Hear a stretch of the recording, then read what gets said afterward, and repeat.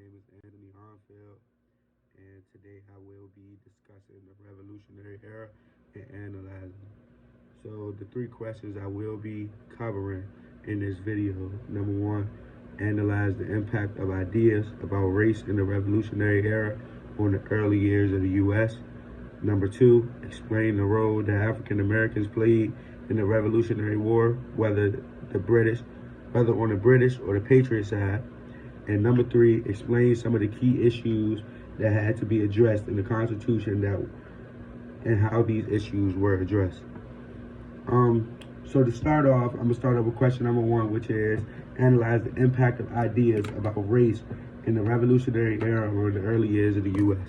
In the early years of the U.S., black people or people of color were like basically outruled in every aspect of the world. And with that being said, they were often enslaved, and slaves would write letters such as the slave petition to the government trying to basically win back their freedom. So in one letter written to the government by a slave, and he talked about he attempted to ask for his freedom nicely, of course, because you're basically outruled back then, so nothing was going in your favor. So he attempted to ask for his freedom nicely. He talked about the inhumane conditions that they were treated with back in that time. They seeked empathy for the loss of their families, because back then slave families were just broken up and sold to different plantations all throughout the world. They had no say-so into where they were going, and they also couldn't fully worship Christ while being enslaved. That's one of the main issues that they pointed out also. Another letter that they wrote was the Massachusetts legislator, and they compared themselves to white colonists, referred to slavery as violating laws of nature, and imitated the revolutionaries by asking for their freedom. So that's some things that they did. Question number two, explain the roles of African Americans in the Revolutionary War, whether on the British side or the Patriot side. So slaves often sided with the British. According to Alfred F. Young, he wrote that a British native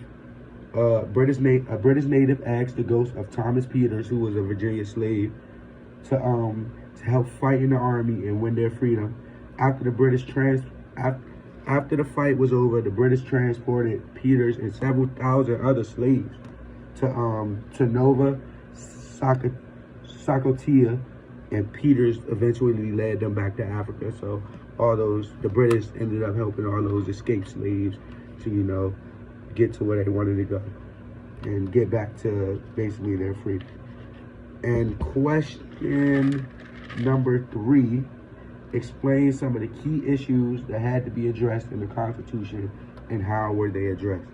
So some of the key issues that were addressed back then, they were addressed through bills and letters and laws. So on January 15th, 1807, a law was passed to protect the importation of slaves.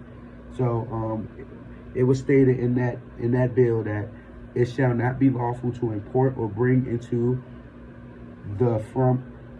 or from any foreign kingdom, place, or country, United States, or the territories thereof, any Negro, mulatto, or person of color with intent to profit, sell, or dispose of such Negro, mulatto, or person of color as a slave, or to be held in service of labor. And to add on to that, they also passed in that same bill that all ships and vessels used for slave-related activities were also prohibited in the same bill. So they wrote, and in the bill it stated that every ship or vessel, her tackle, apparel, and furniture shall be forfeited to the U.S. and shall be liable to be seized, prosecuted, and condemned in any of the circuit courts or district courts for the district where the ship or the vessel may have been found or seized. Thank you guys so much.